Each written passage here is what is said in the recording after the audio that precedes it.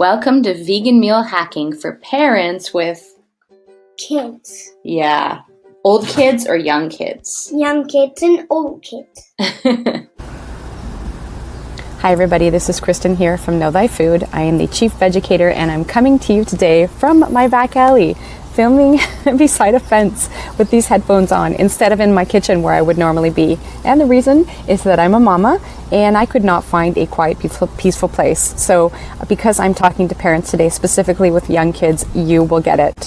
What's really important is the message that I'm trying to bring to you. And today I've made a short, yet hopefully impactful video that will change the way that you cook for your young children. It's called Meal Hacking for Parents with Young Kids. Now, while I'm specifically speaking to parents with kids from about the age of 2 to 6, there's a lot of value still in this video and you will get a lot out of it, even if you do not have young children. Now, while today's only an introduction to this system, I hope that today you'll see how easily you can get started with meal hacking, and by doing this, you'll save time, stop making multiple meals, bring more variety to your kids' diet, and introduce them to more textures and flavors, and allow them to see that what you're eating is really not that different from what they're eating. You'll increase your creativity in the kitchen, eliminate boring, repetitive meals, and you'll be on the road to creating an adventurous eater of plants.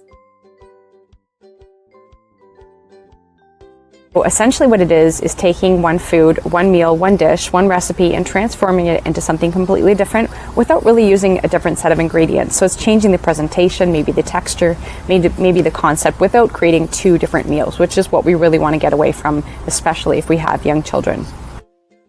So when I talk about cooking for young kids, I'm thinking anywhere from the age of around 2 to 6 years old. But I've also met a lot of kids who still have a palate of a 5-year-old at the age of 10. So depending on your kids, kid-friendly foods may mean a number of things. It could mean the standard mac and cheese, which we all know and love. It could be the vegan pizza that is usually just cheese or with minimal topping. Or depending on your kids, the stir fry could be a kid-friendly meal as well, as it often is in our house, depending on what we put in it. Now, while I do love a lot of these typical kid-friendly meals, they can leave us in a cooking rut and take away the opportunity to expose our kids to more varieties of tastes and textures, and sometimes better nutrition. So the main thing I want to pass on to you today is that you do not have to make 2 or 3 separate meals at mealtime, meaning one adult meal and completely separate kid meals. So it's time to get started with meal hacking, and here are a few examples. The first ingredient I'm sharing is a really versatile food we all know and love. The cauliflower is no longer a vegan secret, and people are making all kinds of things with it. We have things like frozen cauliflower rice in the frozen food section, but it's really easy to make at home in our food processor. We've got our cauliflower pizza crust, and there are just so many other options. Can you even imagine this a few years ago? This is completely food hacking in the making.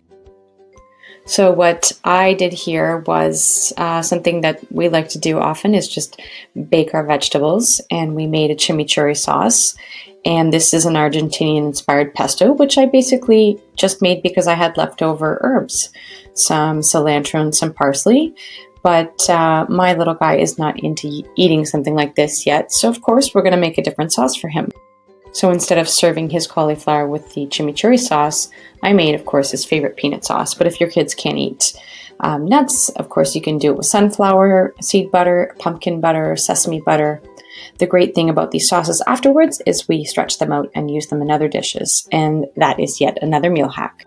My second example is probably one of the more famous foods that would be considered unkid-friendly. The poor Brussels sprout, which I'll admit I didn't start eating till I was an adult, probably because no one knew how to make them tasty. Today, we've taken on a new reputation, and we can put them in salads, baked or pan-fried, like in this picture.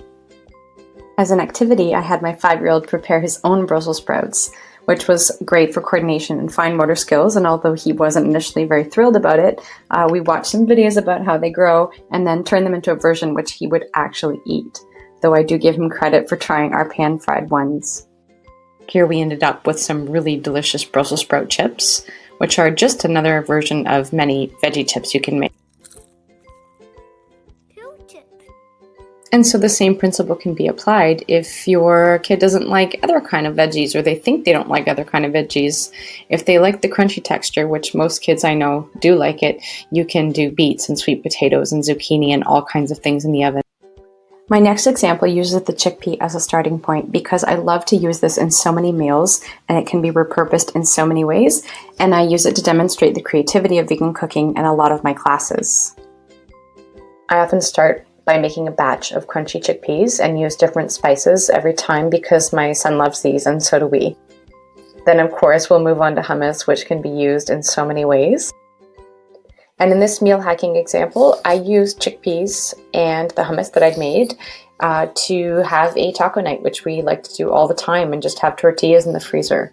So I basically pulled a whole number of things I had in the fridge, piled them on these open freeze tortillas, and for him, I mixed the hummus and salsa together, gave him some crunchy chickpeas and some lettuce because he loves to eat a salad like this. So we're using the same ingredients, but we haven't replicated the same meal.